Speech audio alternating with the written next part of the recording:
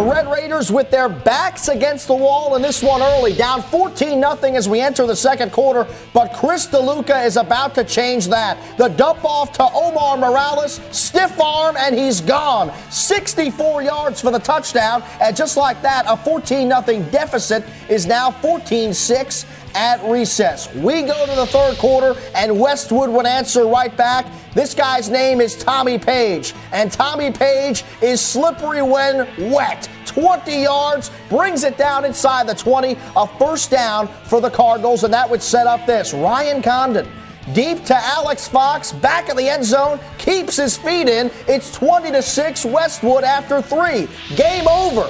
Not. Fourth quarter. Here comes Cliffside Park. Chris DeLuca deep to Joe Coots. He leaps and makes the catch at the 1-yard line. They would punch it in from 1 yard out thanks to Joe Smith. So now it's a one-touchdown game. On the ensuing kickoff, things get ugly. Vince McMahon, eat your heart out. A love tap right there by Joe Smith. Here comes some pushing and shoving, tempers flaring, flags are thrown. It's crazy in Cliffside Park. The referees would have to break both teams up as things are getting ugly, folks. But things would get a little bit uglier for the Westwood Cardinals. That's Tommy Page. He's taken down for a loss by Jason Pinzone. That sets up fourth down. Next play, more trouble for Page. He loses the football. We have a fumble. The Red Raiders recover, and it's first and goal, Cliffside Park. A chance to get right back into this one, and it's Pinzone who runs it in from 5 yards out. It's now a 20-19 ball game. But the all-important extra point, it's up, and it's not so good. So it's still a 1-point Westwood lead. But CP would get another chance. Watch this. On a punt by Westwood, it's blocked by Iago Ladia. The Red Raiders would take over, first down and goal inside the 10. So all they have to do is punch it in, and the game is over. Chris DeLuca at the 1. Runs it in right here on the sneak. It's a touch. No, the ball is loose. Westwood recovers. That's Don Semino on the recovery as Cliffside Park loses a heartbreaker. The final score, 20-19 in this one. So Westwood improves to 4-2 on the season, while the Red Raiders drop to 3-3. But that was a tough loss for Cliffside Park, because if we take a look at their upcoming schedule, they have 3 very big games. Queen of Peace at home this upcoming weekend. Then they travel to play Tenafly, the best team in the BCSL American, and they close out the season at home against Ridgefield Park. For the Red Raiders to make the state playoffs, they have to win their next 2 games. So a wild finish between Cliffside Park and Westwood, and a heartbreaking loss for the Red Raiders. And joining us now is a guy who's broken a few hearts in his career, Cory Doviak of NorthJerseySports.com, our Sportstime insider. Welcome back. Talking heartbreak, Jack? What, do you want my best Elvis impersonation? I'm ready. I can sing a little Heartbreak Hotel. Hey, we want to spare everybody the pain and torture of that, please. Yeah, that's probably advisable. Let's talk a little football instead. Speaking of torture, though, Cory, how about Cliffside Park? A fumble and really an extra point away from beating Westwood and going to 4-2 and almost solidifying a spot in the state playoffs. You know, if you look back and Cliffside does not make the state tournament, you can put the big circle. I know how you like to do your graphics on the highlights, Jack. You can circle those 2 plays because, that's the difference at this point, and with a tough schedule coming up, too. So now they're 3-3 on the season, so they basically need to win their next 2 games because the state playoff cut is at 8 games into the season. So they have a couple of games coming up, Queen of Peace this upcoming weekend, and then they play Tenafly, who's tops in the league. Yeah, you got to be 4-4 to be eligible, but then they turn to PowerPoints, so they got to be in the top 8 PowerPoint rankings.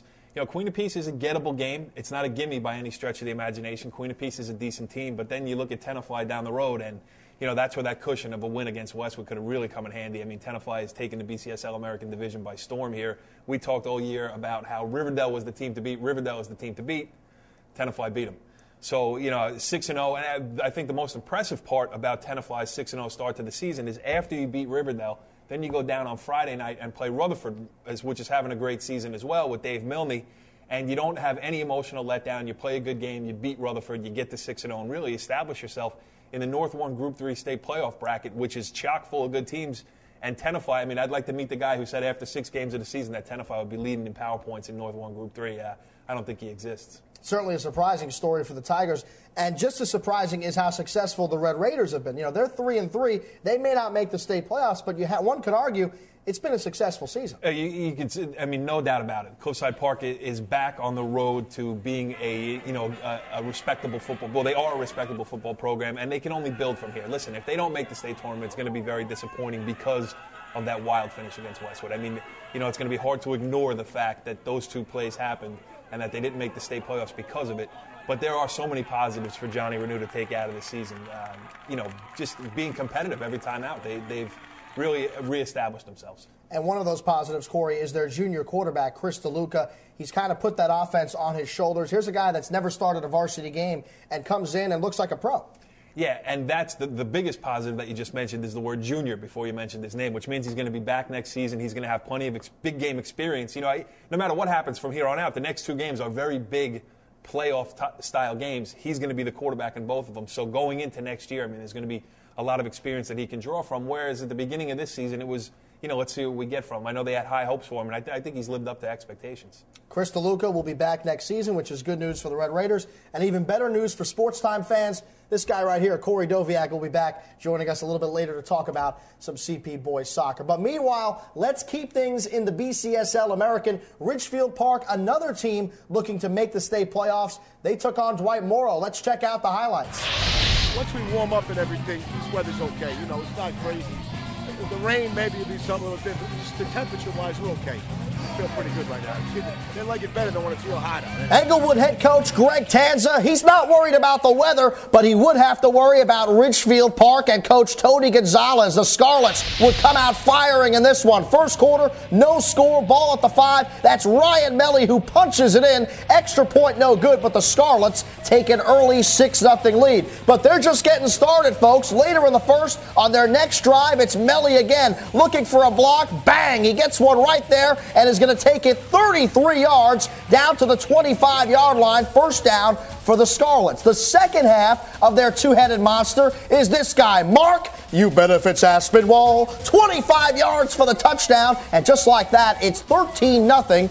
Ridgefield Park up in this one as we go to the second quarter. And the Maroon Raiders trying to come back, but that's a fumble. And a big hit by Joe Ortiz, 1-yard loss on the play. The Maroon Raiders can't get anything going. We're still in the second. Raiders again with the ball.